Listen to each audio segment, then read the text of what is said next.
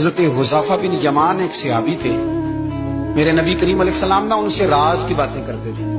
ہر بندے کا ہاضمہ ٹھیک نہیں ہوتا، سب سے راز کی بات نہیں کرنی چاہیے۔ حضرت حذیفہ بن یمان کہتے ہیں حضور راز کی باتیں بتاتے۔ مدینہ منورہ میں جو منافقین تھے ان کی لسٹ بھی نبی پاک نے حضرت حذیفہ بن یمان کو دی تھی۔ جب کوئی مشکوک آدمی مر جاتا نا تو صحابہ کہتے ہیں ہم دیکھتے اگر حضرت حذیفہ نے جنازہ پڑھا ہے تو ہم بھی جنازہ پڑھ لیتے۔ نبی پاک نے بھی کچھ جنازے نہیں پڑھے، ترمذی میں ہے، فرمایا عثمان سے جو بغض رکھے اس کا جنازہ نہیں پڑھیں گے۔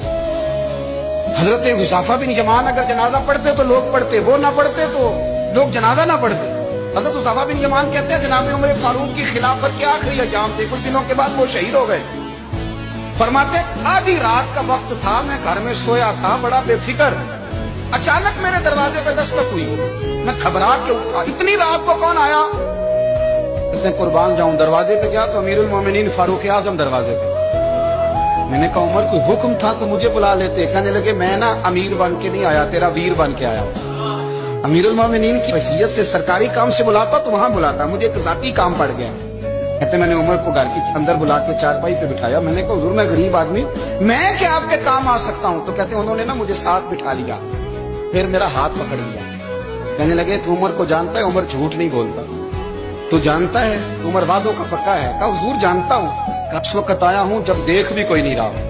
حضرت حذیفہ بن یمان کہتا ہوں پریشان ہو گیا، حضور پہلیاں نہ بجھوائے، مہربانی کر بتائیں کدھر آئے ہیں؟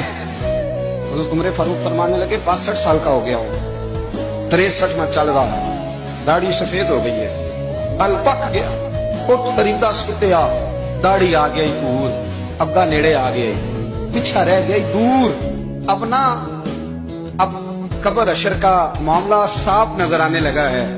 کہا حضور مجھ سے کیا چاہتے ہیں؟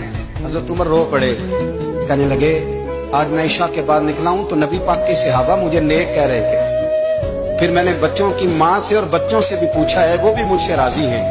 اور حذیفہ تیرے ساتھ نبی پاک راز کی باتیں کرتے تھے، سچ بتا کہیں عمر کا نام منافقوں میں شامل تو نہیں؟ سچ بتا ان منافقین میں تو شامل نہیں، کہیں اوپر سے تو نہیں سارا کچھ؟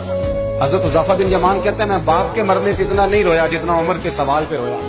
میں قدموں میں بیٹھ گیا، میں نے کہا نہیں عمر یہ تو میں نے نہیں سنا، لیکن یہ میں نے نبی پاک سے ضرور سنا ہے کہ میرے بعد اگر کوئی نبی ہوتا تو عمر ابن خطاب ہوتا۔ یہ میں نے اپنے کانوں سے سنا ہے کہ عمر جس گلی سے گزرے شیطان راستہ بدل جاتا ہے۔ یہ میں نے اپنے کانوں سے سنا ہے کہ 950 سال حضرت جبریل جناب عمر کی شان بیان کریں تو پھر بھی بیان نہیں ہو سکتا۔